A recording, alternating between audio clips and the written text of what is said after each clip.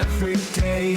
Makes me wanna holler, go away. I need more peace and hope and love. Where do I find it in this crazy old world? I need strategies, strategies for living radio. Your dose of radio rehab. Strategies for living radio.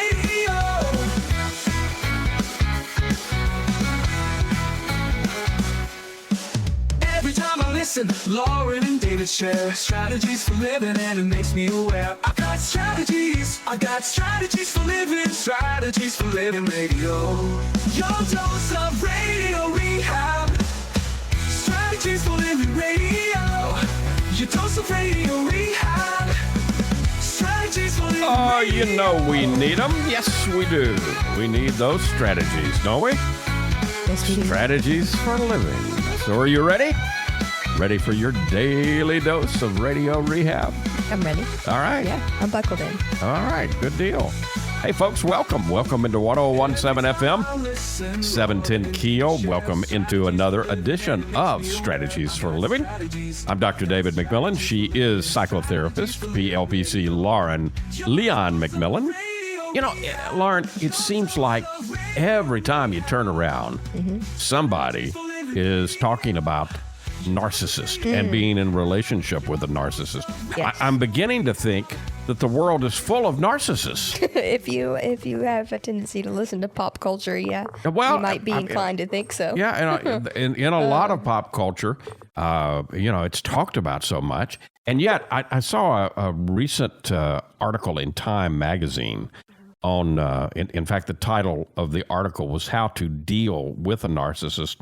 It was written by Jeffrey Kluger in the February the 10th issue of Time magazine. Yeah. And got my attention in the first sentence, because in the first sentence, Jeffrey Kluger says narcissistic personality disorder is relatively rare. Yes. Affecting just 1 to 2% of Americans by some estimates. So, when I read that first sentence, I said, wait a minute. Because if you listen to pop culture, i.e.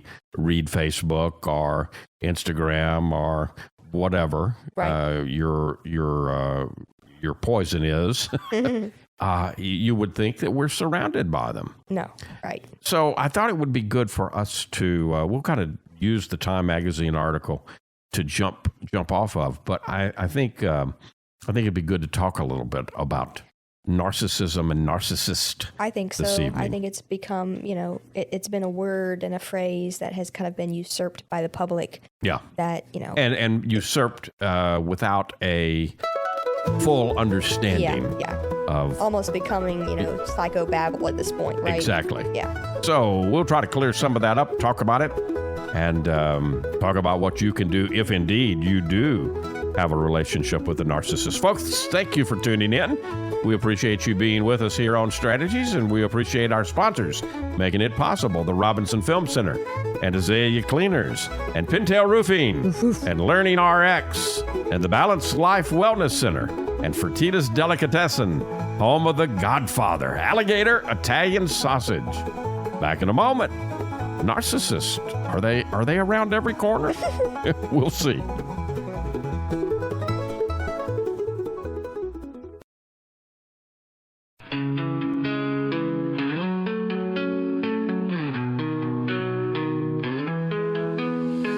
Tune in daily, find the light. Healthy mind and spirits bright. Strategies for living strong. Feel the vibe, it won't go wrong. Body moves and soul align. Catch the rhythm, feel the time. Radio rehab every day. Chase those clouds of gray away. Your daily dose of radio rehab. Lift you up when skies seem drab. Mind and body, spirits free. Living life in harmony. Hey, welcome into 1017 FM, 710 Keel. Welcome into Strategies for Living. Lauren Leon McMillan, David McMillan, and talking about narcissism this evening. How do you are you in relationship with a narcissist?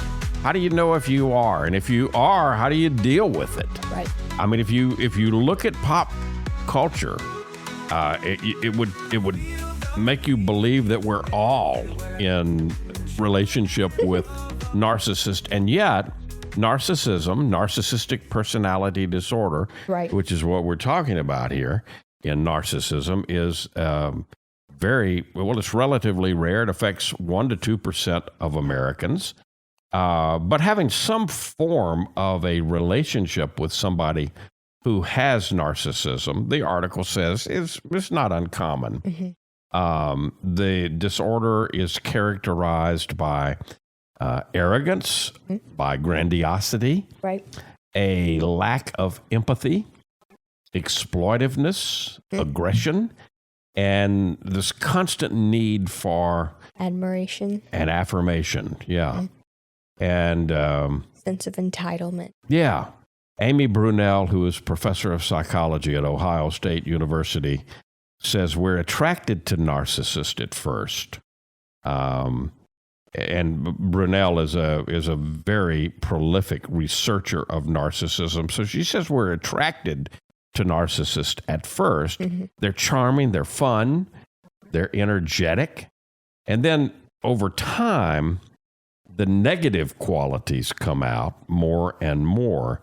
She wrote a recent scientific article on how to understand narcissism and cope when you're in relationship with a narcissist. So, again, I wonder why there's been such an explosion in pop culture to, again, 1 to 2% are actually diagnosed. So, all right, you can do the math. I mean, there's not that many narcissists out there. No, not that actually qualify for the diagnosis. Now, there probably are disorder. Quite a number of people who have narcissistic traits or tendencies. Yeah. But that doesn't mean they meet that qualification. No, and right? I'd argue on some level, all of us have little pieces of everything. Yeah. So we all have a little bit of it. Yeah. Right? Okay. Not diagnosable at all. Right. But you asked the question, why has it exploded? And I really don't know. I don't think there is an answer or the answer, but, I just kind of riff on where I think maybe part of it has come. I think it's cultural. A lot of it's cultural. What do you mean by that? Especially Western society, right? Where we are incredibly focused on the individual and the, pull yourself up by your bootstraps, kind of a macho mentality. Now that's evolving, and I'm very glad for that and to see that. However, for decades past, even centuries past, I might say, this had been a festering, and we've always been in the West, I can say, more of an individual, an individualistic society, right? Right. And so narcissism, I think, would lend itself to I kind of see it as a facade of authenticity.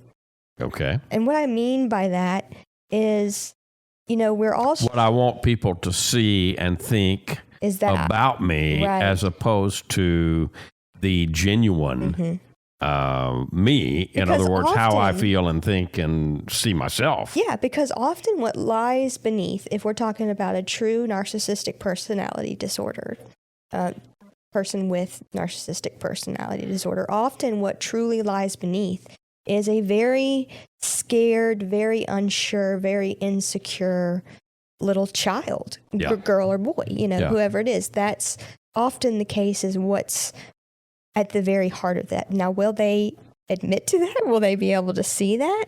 That would be my question. Do most narcissists realize that they're narcissists? I think in the classic case, no. I think in the classic case, that's where the gaslighting is big involved. You know, Right. it's not. I mean, we don't see ourselves. There's also- Maybe we can't see ourselves as other people see and experience us. Right. And, Yeah. you know, of course, as with everything, there's a spectrum. So this is not to say if you know someone with narcissistic tendency that they'll never be able to see it. But chances are, if they've developed enough to the point where they're displaying a lot of these overt signs, right, and which includes a lack of empathy. Right. Okay. So let's just take that. If Yeah. you have a lack of empathy for others, clearly there's a disconnect in your own emotional self. Right. Because if you can't connect with the emotions of others, that's telling me Can you you don't. can you put yourself in other people's moccasins, in other words? Right. Right. And if you can't do that, if you can't understand how others feel, that's telling me you really don't know how you feel. Right. So there's a lack of connection with self there Okay. in that internal piece. All right. So oftentimes, as we know, psychologically, what happens if we can't even see who we are, Right. if we can't see past the ego stories that we've created for ourselves, there's no way we're going to see other people. You know, and again, we talk about that all the time, don't we? I mean, you know, and that's one of the reasons that we talk about it so much. It's because, you know, does a fish know that they're in water, right? Right. No, not until you take them out. And that's kind of the deal. You know, we are so ingrained in our culture, Yes. caught up, and you were talking about a few moments ago, the individualistic, I mean, you know, pull yourself up by your bootstraps mentality. I mean, that goes all the way back to, if we're talking about American culture, Right. how we were, How we were formed. how we were formed, how we came to be. Right. Right. So it's ingrained. Yeah. And so, how do we then go about experiencing ourselves? I mean, you know, it's not, perhaps it's more common, and perhaps that's one of the reasons that it is so talked about in pop culture, you know, as opposed to, you know, The other thing here we have to remember, I think, is that we are all across all domains, areas, you know, whether you're looking at politics or psychology or world events, what we're seeing is we know we are in a strange, shifting time, right? Right. And part of this strange, shifting time is that what I see is that there's a lot of things that were initially hidden rising to the surface. They're bubbling up. and the light is shining upon Right. And them. so Yeah. right now we're looking out at a world and we're seeing all of the, what some people might say, ugly or bad things that are happening in the world. And there are some people saying, oh man, things are worse today. And my kind of question there is, I think perhaps it's always been there. Yeah. It's just the amount of publicity and information The light and awareness. is shining brighter. Yeah, now. and so the fact that we're seeing, and maybe even at this point, diagnosing even as lay people, people with narcissism, right? I can see that as a positive as well. You know, it's just showing that, okay, we're coming to awareness with our wounds. We're becoming aware of our wounds. The problem I have with people who overthrow that label, oh, he's just a narcissist, she's a narcissist, you're in a relationship with one, etc., Right. is when you do that and you stop there. Right. Like, okay, well, if you're going to use that label, what does that mean to you? And how are you going to go about maneuvering then from that point? So, Dr. Brunel, who I mentioned earlier, describes narcissism in terms of presentation. She says narcissists are self-centered, they're entitled. Very often they think the world should revolve around them. Right. But she says they don't all present the same way. No. And there's a large body of work, and this goes back decades, which divides narcissism into 3 types. Did you know this? No, tell me about agentic narcissism, What was that? Agentic narcissism, communal narcissism, and vulnerable narcissism. Right. I've heard of covert narcissism and so overt narcissism. Of the three, she says agentic narcissism is the most recognizable, also the most toxic.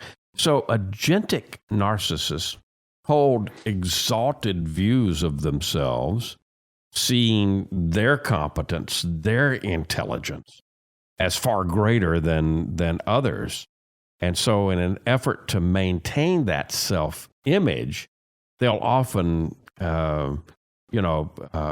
put down the talents and temperaments of friends and colleagues and family members. They're more invested in status and admiration than they are in intimacy.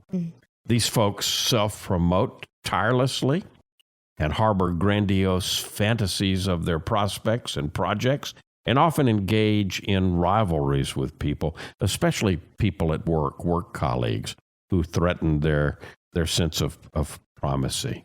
So we got to take a break, but we'll come back and we'll continue to unpack these different types of narcissism. This is interesting stuff to unpack. Do you think you may be in relationship with a narcissist? Are you worried that you're one? That's actually a good thing. Yes. That's probably an indication that you're not right there. Yeah. We're talking about narcissism today and what to do if you're in a relationship with a narcissist. That's today here on Strategies for Living. Stay with us.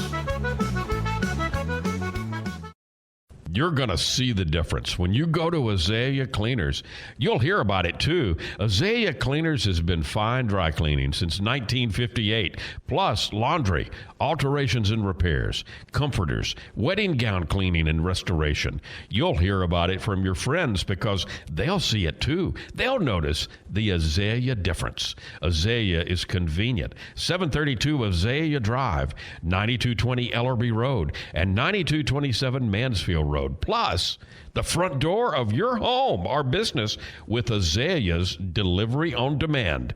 Just text SETUP to 249-8283, and Azalea will pick up your clothes and deliver them back clean and fresh to you. You can't get closer than that. That's the Azalea difference. You'll notice it right away. Others will too. The Azalea difference. Fine dry cleaning since 1958. Text SETUP to 249-8283 and get the Azalea difference. AzaleaCleaners.com. Hi, this is Jay Merle for Pintail Roofing. Let's talk about quality. When you hire Pintail to build your roof, here's what you can expect. Quality and quality control are the most important concerns for us at Pintail, and you need to know that Pintail stands tall with swift and professional performance on any warranty call.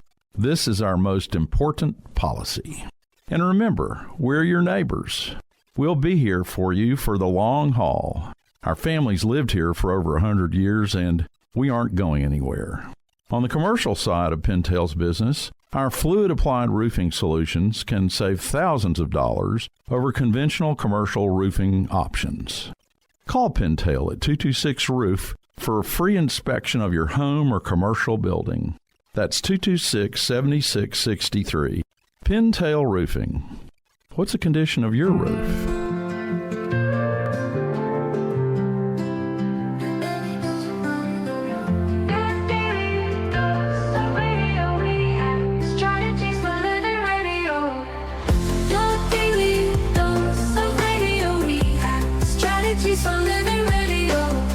And welcome back into your daily dose of radio rehab here on Strategies for Living with Leon McMillan, David McMillan. We are talking about narcissism today. You know, if you believe social media, my goodness, it must be over 50% of the world. The people we're around are narcissists, and yet it's just 1% to 2%. Right. That can actually be diagnosed with narcissistic personality disorder. Right. Right. So we've been talking about the fact that there are narcissism is divided into three types: agentic narcissism, communal narcissism, and vulnerable narcissism, right? Yeah. And this is interesting. This is kind of new to me. I've heard of the overt versus covert narcissism. Right. So right. let's see how these play. A lot of this comes from the article is from Time Magazine, written by Jeffrey Kluger, features Amy Brunel, who is a professor of psychology at Ohio State and a researcher in terms of narcissism. So I suspect a lot of this is, of course, from her, her work. Okay. Okay. So, yeah, the agentic narcissist that we were talking about. She said, if you ask these narcissists about themselves, they say, "Oh yeah, I'm so pro-social and I'm so great." But if you ask their peers about them, they actually see them as being kind of aggressive. Mm-hmm. Now, communal narcissists seek out admiration by being exceedingly, often excessively caring and helpful. Sometimes offering assistance when it's neither needed nor requested. And that kind of other-directedness seems inconsistent with the me-first impulses of narcissism. However, the behavior does not come from this place of genuine altruism. It's coming from a place of, I need to do this for love. I need to be loved and admired. Right, That's it. Right. Instead of I'm doing this out of love, I'm doing this for love and appreciation. And I think often with communal narcissists, it would probably make sense that these are the types that they might do something for you, right? Right. And then be upset if you don't, show a proper appreciation. Yeah, communal narcissists, they think they're the most helpful person, that no one can do as much good as they can do. Okay, yeah. Okay, you got it? Yeah, I got it. And then there's the vulnerable narcissist. And this is the most fragile type. Vulnerable narcissists, they don't have the overwhelming self-regard that is the province of the agentic or communal narcissist. They overcompensate for a deep sense of low self-esteem. Mm-hmm. And so often they can be socially inhibited, they can be defensive, and they can be anxious, they can be depressed. Yeah. And that's a pretty painful suite of feelings that they try to battle with their own arrogance and defensiveness and egotism and self-centeredness. So Brunel says vulnerable narcissists feel bad about themselves. They're chronically mad that they're not getting what they think is due them, so they tend to be more hostile. And for a while, she said, I struggled with understanding why vulnerable narcissists are narcissists at all, except that they share the core feature of self-centeredness. So I think what Professor Brunel is saying is something that she's underscoring, something that you said before you realized, before I just shared that. Mm-hmm. And that is, you said it's not a one-size-fits-all. It's not her work would indicate that there's many different ways that narcissism expresses, right? Yeah, sure. Yeah. Sure. It's a spectrum like anything else. Right. And I think a classic, what we define as, or would think as the caricature or classic narcissism would be that male presenting, full of himself. Yeah. Yeah. And entitlement. Yeah. So I think just like with any of the other disorders or disabilities in females, it's less studied. And it's not going to show up the same way, right? But that's not just across gender. I use that as an example, but that's across all people, right, as well. So this begs the question, Lauren, what causes narcissism? What are we, what are we dealing with here in terms of causality? So again, the roots are varied. They're as varied as the types. Right. So there was some research that included a 2014 study of twins in China, which suggests that genetics may play a role with both grandiosity and entitlement, seeming to be shared more by the twins than by other siblings. Other studies comparing adopted children to biological children point to nurture hereditability too, with the biological children exhibiting more of the behavior of their narcissistic parents than adopted children.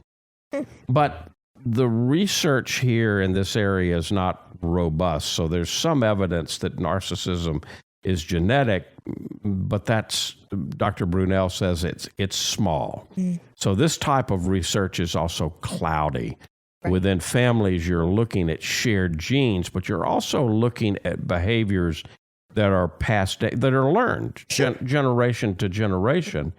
So in general, most researchers in the field of narcissism lean toward the, there's always the nature versus nurture debate, right? So most researchers really lean toward the nurture rather than the nature school, right? Yeah.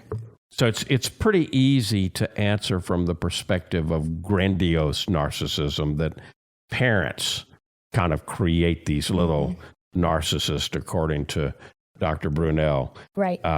Too much parental praise, Brunel writes in her new paper, can cause the child to develop this inflated sense of themselves as special that can only be maintained through continual admiration by others. And then the same parenting trait can also give rise to communal narcissism, with exalted children growing up to believe that they're uniquely qualified to save the world, to serve the world. Okay. Yeah. Vulnerable narcissists are created in the opposite way. Okay. Yeah. By parents who dismiss, ignore, even demean. And these kinds of starvation rations of parental approval lead the child to look wherever, other places for emotional nourishment. Right. So with vulnerable narcissism, a lot of times children are criticized harshly. They start to experience that anger and that rage at not being seen. Yeah. Does that make sense? Yes. And something else I might think about is that I've noticed and wondered is often narcissistic parents can also then breed and raise narcissistic children. Yeah. So yes, I mean, but then it would be the same. It would be the same types of nurture that the parent grew up with, is just repeating the pattern. Right. So that makes sense. So, okay, now here's the $24 million question. Okay. Can a narcissist change? Absolutely. Okay, you didn't hesitate. I believe all people can change. Yeah. The question is, the real $24 million question is the person willing to see what they're doing, how their behaviors are affecting others, and then willing to make the change? So it's not a question of can, it's a question of will. Yeah. And is that something the person wants to do? I mean, because I think that is, the shtick that people get into when they get into a relationship with the narcissist. This weekend we saw a play called "I Love You, You're Perfect, Now Change." Yeah. Right? Good play, by the way. Yeah, excellent. You get a chance to go to Shreveport Little Theater. It Yes, opened this weekend. I think it's still one more weekend. I think so. It's a really great play. Great, good little good play. cast. Yeah. But that I say that to I think people who get into relationships with narcissists kind of have that mentality of, well, maybe I can change them. Maybe I can fix them. Maybe I can save them. Yeah, they're a little full of themselves, but maybe being in a relationship with me will help them, or fill in the blanks, whatever. Yeah. And here's the deal, the question is not, can they change? Of course they can. But do they want to? Yeah. And that's got to come from within them. It can't come from anywhere else. No matter how wonderful of a person you are in relationship, it's got to come from the person themselves. Here's the thing. Narcissism is not like other emotional and psychological conditions. Mm-hmm. The person with a phobia doesn't want to be terrified of spiders. Right. And the person with depression doesn't want to be sad. There's a lot of narcissists, on the other hand, that are sold on the idea of their own specialness, their own uniqueness, and often they don't. It's like you're saying here and underscoring, they don't want to change. Right. And even if they know that their behavior is working against them, they don't want to change. There's a body of research that suggests that narcissists know that other people find them annoying, and they know that their reputations aren't great, but they don't put that awareness to work and change, and they still think it's the other person's fault. They think, well, you're just jealous, and you just can't see how great I am. If you saw it, then you'd know, right? Right. All right. When we come back, we got to take another break. When we come back, how do you cope? How do you cope with a narcissist in relationship? And when do you know? When to say, sayonara? We got to go. Yeah, I got to get out of here. Yeah. Time to go. Yo-ho, time to go. Talking about narcissism and narcissists today here on Strategies for a Living. More to come. We'll be right back. Stay with us. From the bayou to your table, we're keeping it alive with flavors from the family, passed down to survive. The Godfather's here with a twist in the tail. Alligator, Italian sausage, and it sure won't fail. It's the boss of the bayou, a taste you can't refuse. Italian tradition, Cajun infused. Godfather sausage, bold and true. The Padres bringing the bayou to you. Get the Godfather Alligator Italian Sausage only at Fertitta's Delicatessen, 1124 Fairfield Avenue in Shreveport. Pick up a muffy while you're there. The Godfather Alligator Italian Sausage. It's a taste you can't refuse. Sold only at Fertitta's, 1124 Fairfield Avenue in Shreveport. Dealing with stress, pain, feel like you're running out of options? When your life is balanced, wellness is a given. True wellness is holistic. It's about the mind, the body, and the spirit, all in balance. Now, there's a place right here in Shreveport that's all about helping us achieve peak mental, emotional, and physical health. The Balanced Life, 117 Kings Highway, right next door to Strawn's. Come see and feel the difference getting your life in balance can be. Many of your friends and neighbors have already learned the difference less stress and pain mean in their lives. You can book a discovery session right now online, thebalancedlife.us. All you've got to lose is stress, pain, or maybe both. Come see and feel for yourself the real difference balanced wellness makes. The Balanced Life Wellness Center, 117 Kings Highway in Shreveport, next door to Strawn's. Thebalancedlife.us.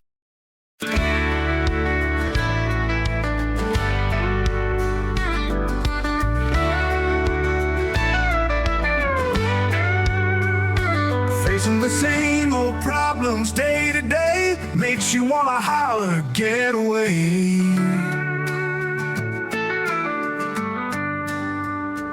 Looking for the road that'll get me there, looking for hope and peace to spare. Looking for strategy.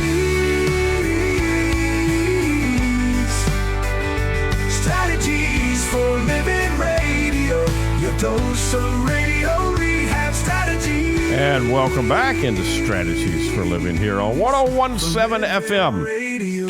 710 Keel, Lauren Leon McMillan, David McMillan, and we're talking about narcissism today. How do you cope?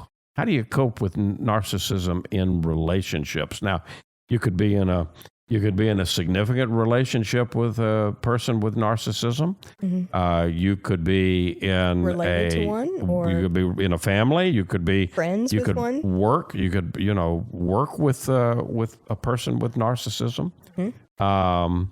So I think it can help to be direct about the changes that you'd like to see the person make, but to stress that you're making that request because that person is important to you. For a child, if you get a parent angry, they can take away all of your resources. And I would suggest that rather than necessarily confronting a parent, you can approach them in a way where they say, Mom, I really care about our relationship and I want to make you happy. And then try to be assertive. Of course, in a romantic relationship, we talk about boundaries a lot, right? Yes. Yeah. And so I think in a romantic relationship, you've got, it helps to set up clear boundaries for behaviors that will be okay, I think won't be okay. Boundaries with a narcissist, no matter what your relationship with them is going to be vital. Yeah. For everyone's health involved. Now, the tricky thing is if a narcissist is your boss. Yeah. If your boss is a person that is dealing with narcissism, because like a parent, that person may have the ability to deny you something that is pretty important. Right. Like your job. Yeah. Your livelihood, right? So, you be mindful of what your goals are in any encounter with a narcissistic boss, what you're trying to get out of a meeting, say, and not getting rattled or distracted by bad behavior. In other words, have an agenda. Have an agenda for every meeting. Know what you need from it, and then set expectations for what you're going to get and what you're not going to get. Yeah. And in the situation with the boss, something like, in the situation with all, but I think especially in the boss situation, it might be most important to remember one of the 4 agreements, which is not to take anything personally. Yeah. Right. Good point. And to be impeccable with your word. Right. Yeah. Right. Yeah. We've mentioned the 4 agreements a lot here on Strategies. We may have some new listeners. The little book is, in fact, we recommend it a lot here on the radio. We also recommend it, for folks we work with individually, you in the counseling room, me in the coaching room. And it's called The 4 Agreements, Don Miguel Ruiz, widely available. In fact, we recommended it to someone last week. And last week they went to Barnes & Noble, and there it was. So, it's a popular little book. All right, let me ask another question. When do you know that it's just time to say bye? It's time to say goodbye. When you have tried to put up boundaries and they've continually been, when you sense your personal health deteriorating. Yeah. Dr. Brunel says often the healthiest way to handle a relationship with a narcissist is to just leave it. Yeah. Yeah. So when it comes to a romantic relationship, anything that makes a person feel unsafe, any suggestion at all of violence, absolutely requires leaving. Yeah. Those relationships must end. Short of that, things often depend on how much of an effort the partner without narcissism wants to continue to put in. Right. Right. And even if you're going to continue or not continue with the relationship. A very important piece here is acceptance. You have to accept the quote unquote narcissist where he or she is. Right. This is their behavior. They've shown me over and over and over again what their patterns of behavior are. And so now I've got to protect myself in whatever way that might look like, whether that's cutting ties completely or whether that's placing in some boundaries or, putting really strict boundaries around my time, my space, my emotions. Right. If you've tried everything there is to try and you're just not getting your needs met, if you're chronically feeling torn down, not seen, not heard, if you're tired of, if you're just exhausted, if you've tried everything, if you've tried therapy, if you've tried working with your partner, then Dr. Brunel says might be time to say goodbye, might be time to end, because the stakes aren't as high, in just a friendship. But the same guidelines apply. Right. Absolutely. So safety first. Safety first, yeah. And of course the job thing. I mean, when you have a good job with a bad boss, maybe you're doing work that you love, but there's a manager you loathe. You've got to assess whether it's possible to do the same kind of work elsewhere. Yep. And, that's where you start taking into account, okay, how well am I functioning? Right. What can I do on my end to manage and protect myself? And then, go from there. At some point, yes, always still safety first. If you find yourself in a position where you are overstressed and are thinking about it constantly and it's interfering with your work and your home life, that might be a time to consider, where else can I do this work or what else can I do?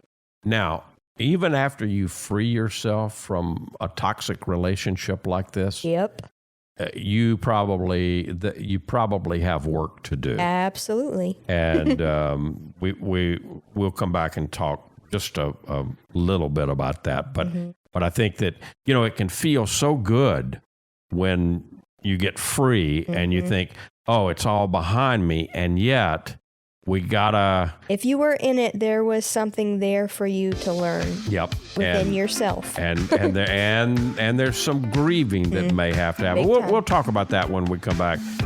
We're talking about narcissism today here on Strategies for a Living, and what to do if you are in relationship that and it's not as prevalent as social media and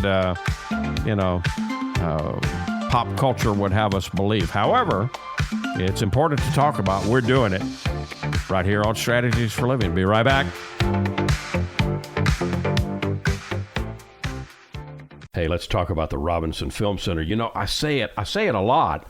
There's no place like the Robinson. Absolutely, there is not. 617 Texas Street, downtown Shreveport. You've got so much. You got the movies. You got Abby Singer's Bistro on the second floor of RFC, open for lunch and dinner Tuesday through Saturday. Newly remodeled. Absolutely. Great menu. RobinsonFilmCenter.org is the way you check it all out. You can go to RobinsonFilmCenter.org at any time and find out what movies are showing. Here's the deal. You want to join the crowd, join the fun, become a member. When you become a member, you become a star. You get discounts on movies, you get concession upgrades, you get bistro deals. RFC, 617 Texas Street in downtown Shreveport. I'll say it again. There's no place like the Robinson. There is not, and I'm glad we have one right here. Absolutely. The RobinsonFilmCenter.org. Reading begins not in the classroom, but in your child's brain. I'm Donisa Walker with LearningRx Shreveport. If your child struggles to read, maybe he or she has trouble focusing or comprehending, LearningRx Shreveport offers a science solution to reading problems, working one-on-one with your child, targeting his or her reading skills. Today, call LearningRx Shreveport. Make an appointment to have your child assessed. I know you want to help your child, so does LearningRx Shreveport.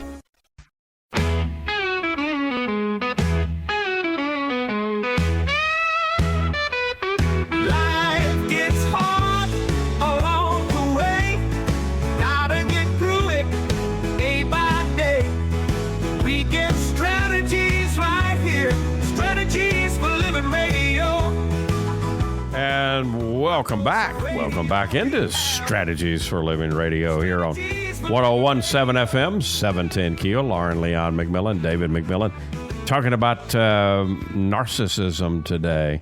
Not as prevalent as you might think it is if you're, buying into pop culture and Pop psychology. psychology, social media. And yet, it's important to talk about. Mm-hmm. So if you do have to free yourself from a relationship like this, just know there's still work to do. Right, absolutely. Yeah. You're going to have to, like you mentioned before break, you're going to have to grieve. Even, because even if it is the end of, and it is a better place for you, you'll still have to grieve whatever that relationship was in your life. Right.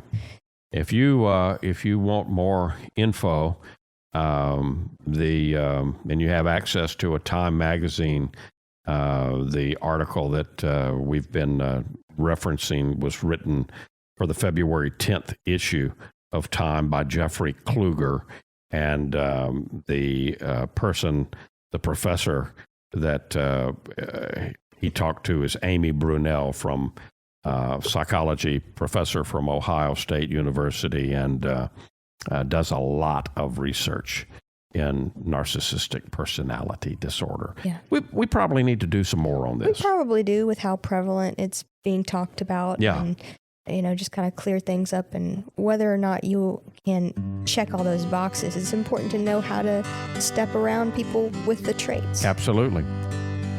Lauren, thank you. Folks, thank you. We appreciate you tuning into Strategies for Living, and we appreciate our sponsors making it possible. The Robinson Film Center, and Azalea Cleaners, and Pintail Roofing, and Learning RX, and the Balanced Life Wellness Center, and Fertitta's Delicatessen, home of The Godfather, alligator Italian sausage, and some pretty good muffies too. If today were the last day of your life, you only had one more phone call to make, who would you call? And what would you say? And why are you waiting? Make the call. For Lauren Leon McMillan, I'm David McMillan. See you next time right here on Strategies for Living.